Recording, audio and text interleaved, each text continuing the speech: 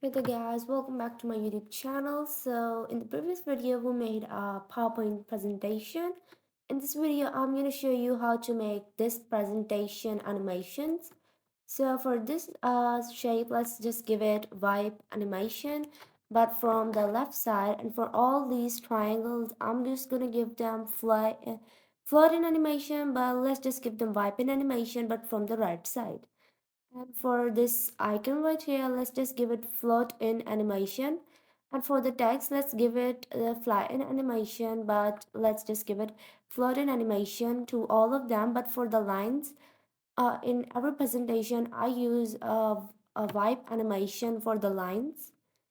So in the transitions, I'm just gonna give it push transition. So moving on to the next slide, let's just give it this vibe transition. And for this rectangle, let's just first of all group it and then select it and go to animations, and from here give it vibe and animation but from the left side. For this one, let's give it vibe and animation but from the right side. And for this triangle, let's just give it the animation of basic zoom. And for the text, let's give it the animation of floating animation. For this text, just select all of it, the four of the text box, and give it the floating animation as well. And for this text, let's just give it the flying animation but from the left side. And similarly, we're just gonna give the text either flying animation or either floating animation, because these are the animations that are the most suitable for the text.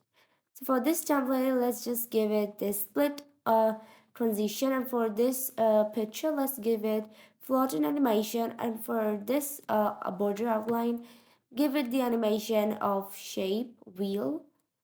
So here you go. For the text, give it floating animation. For the line, we're going to use wipe animation. For this content text, we're also going to use floating animation. Moving on to the fourth slide, select all of these, but let me just use one of them and give it a floating animation. And similarly, we're going to give each other a floating animation one by one after selecting them. And with those who have two, let's just select them as well and give them the same animation.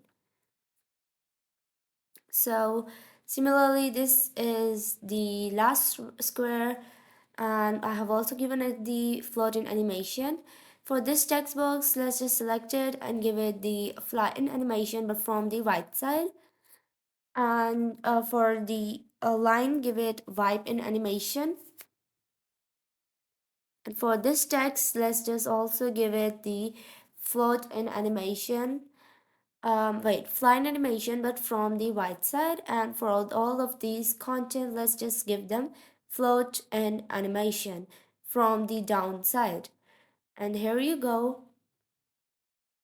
Similarly, we're gonna go to the fifth slide, and for this shape, let's just give it vibe animation but from the left side. And for this image, give it floating animation, and for the text, we're gonna use flatten animation but from the left side.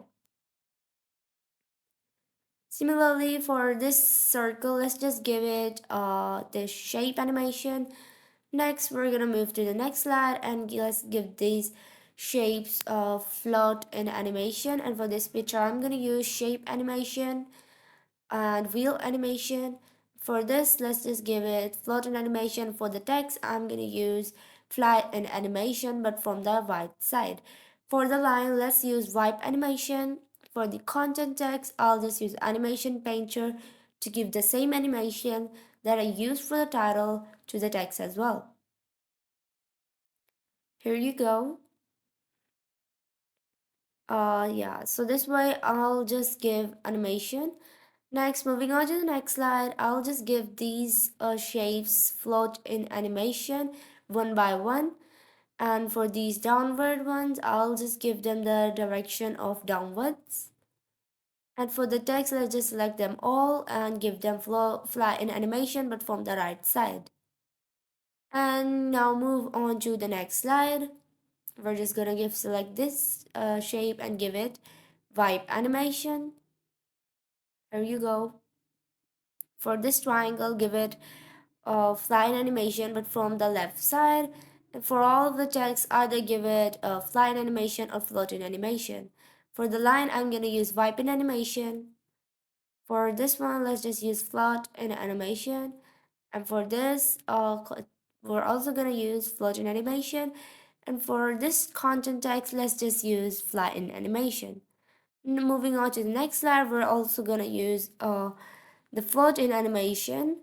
For the top shapes, I'll just use the down direction. For the downward shapes, I'll use the up direction. Simply, you can use the animation painter to give animations to all of these shapes real quick.